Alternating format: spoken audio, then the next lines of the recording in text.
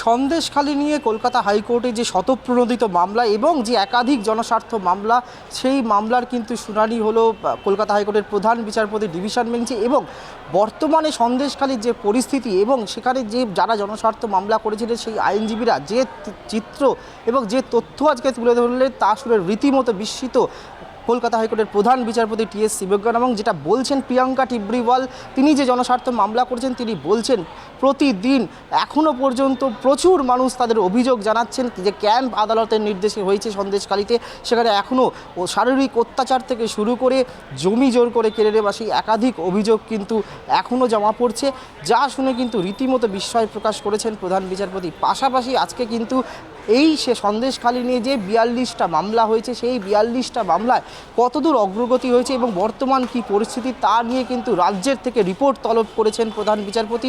পাশাপাশি SC/ST commission সহ অন্যান্য অ্যামিকাস কিউরি, আদালতের নিয়োগ করা অ্যামিকাস কিউরি, তিনি যে সন্দেশখালিতে ঘুরেছেন সেই সমস্ত রিপোর্ট SC/ST কমিশন থেকে শুরু করে অ্যামিকাস কিউরি তারা যে রিপোর্ট দিয়েছেন আদালতে, সেই সমস্ত রিপোর্ট কিন্তু খতিয়ে দেখবেন প্রধান বিচারপতির বেঞ্চ।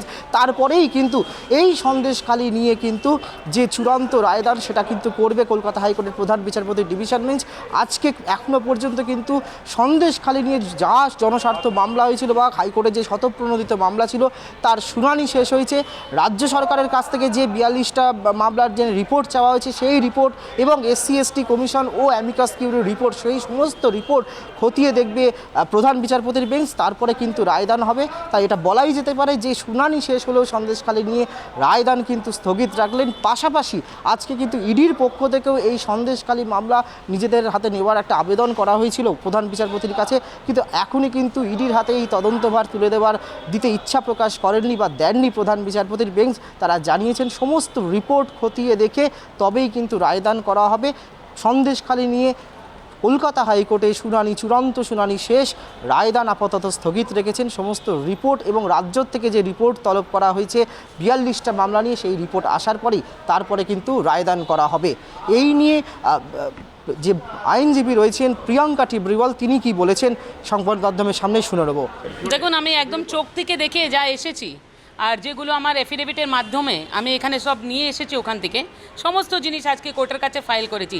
6,500-এর উপরের আমার এফিডেভিটগুলো হয়েছে। তো বুঝতেই পারছেন কি পরিস্থিতি আছে ওখানে। নিয়ার অ্যাবাউট 700 লোকের আমি এফিডেভিট নিয়েছি।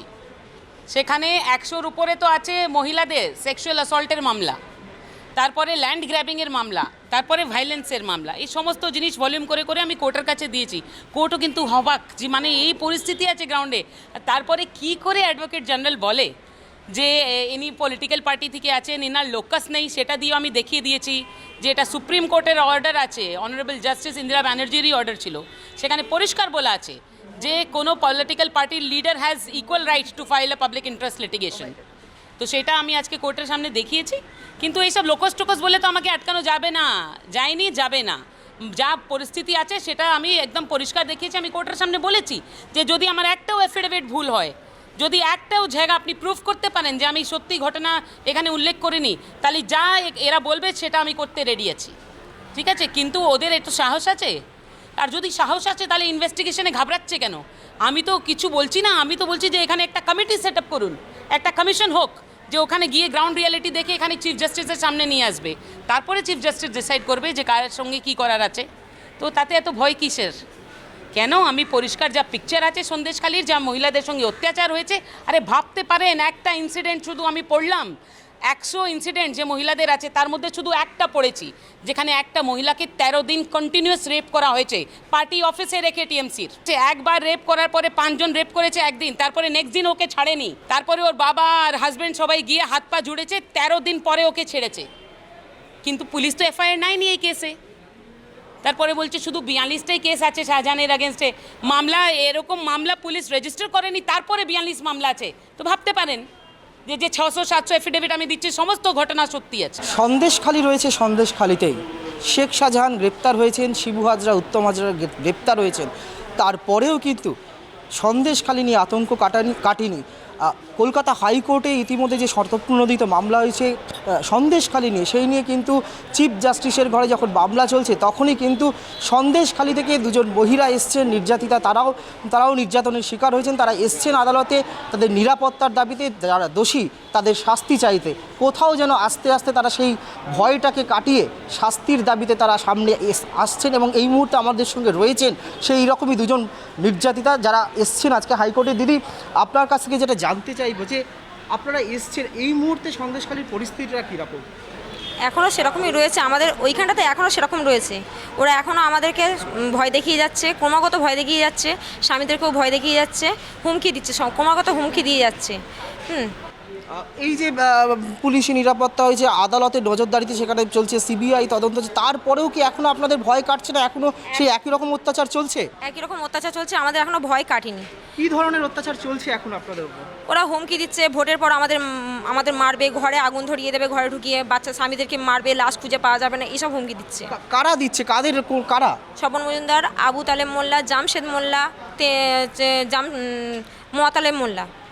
শেখ শাহজাহান তো গ্রেপ্তার হয়েছে, যেটা সবাই বলছে, আদালতও বলছে যে এই সন্দেশখালীতে যে অত্যাচার, মহিলাদের ওপর জমি কেড়ে নেওয়া, সেটার মাস্টার মাইন্ড হচ্ছে শেখ শাহজাহান। শেখ শাহজাহান গ্রেপ্তার হয়েছে, তারপরেও এই ঘটনা ঘটছে। কোথাও কি মনে হচ্ছে যে জেলে থেকেও শেখ শাহজাহান তার বাহিনীদের দিয়ে এই কাজ করিয়ে যাচ্ছে? হয়তো করিয়ে যাচ্ছে, নাহলে ওরা সাহস পাচ্ছে কী করে? নিশ্চয়ই করিয়ে যাচ্ছে, ওরা জেলে থেকেও নিশ্চয়ই যোগাযোগ রাখছে ওদের সাথে, ওই জন্য ওরা ভয়টা দেখিয়ে যাচ্ছে আমাদের উপরে। আপনারা তো বলছেন যে এখন আপনাদের হুমকি দেওয়া হচ্ছে, তারপরেও আপনারা আজকে এই আদালতে এসছেন, কলকাতা হাইকোর্টে এসছেন, কিসের জন্য এসছেন? কি বলতে চান আপনারা? ওদের শাস্তির দাবিতে আমরা এসেছি। আপনাদের তো হুমকি দেওয়া হচ্ছে, ভয় করছে না? এই যে এখন আসছেন, আপনারা অভিযোগ জানাচ্ছেন, কী করবো? ভয় না, ওদের কাছেও ভয় পাবো, আর সবসময় জীবন যদি ভয় পেয়ে থাকি তা ওরা তো পেয়ে বসবে আরও বেশি। ওই জন্য নয় মারবো নয় মরবো বলে আমরা আজকে এই কোর্টে এসেছি ওদের শাস্তির দাবিতে। সন্দেশখালীতে সামনে ভোট রয়েছে, আপনারা আশঙ্কা করছেন যে আপনাদের যেভাবে প্রাণনাশের হুমকি দিচ্ছে বা দেখে নেওয়ার হুমকি দিচ্ছে, পুলিশের কাছ থেকে কি কোনো রকম সহযোগিতা পাচ্ছেন আপনারা? কোনো রকম পাচ্ছি না, পুলিশের কাছে কোনো রকম সহযোগিতা পাচ্ছি না আমরা। এই যে কোর্টের তরফ থেকে যে অভিযোগ নেওয়ার জন্য ক্যাম্প করা হয়েছে, পুলিশকে বারবার আদালত বলছে যে আপনাদের নিরাপত্তা যেন নিশ্চিত করা হয়, কি আপনারা যখন পুলিশের কাছে যাচ্ছেন, পুলিশ আপনাদের সঙ্গে কি ব্যবহার করছে বা কি বলছে? পুলিশ কী বলছে জানি না, পুলিশ তো আমাদের দিকে যায়নি, কিন্তু ওরা বারবার করে বাইকে করে আসছে, আর 8-10 জন করে বাইকে করে আসছে, এসে হুমকি দিয়ে যাচ্ছে, রাস্তা থেকে চেঁচিয়ে যাচ্ছে, এই ওর ধর, ওর মার, ওর কাট, এইসব বলে যাচ্ছে রাস্তা থেকে। পুলিশ আমাদের কোনো বাড়িতে গিয়ে কোনো কিছু বলেন।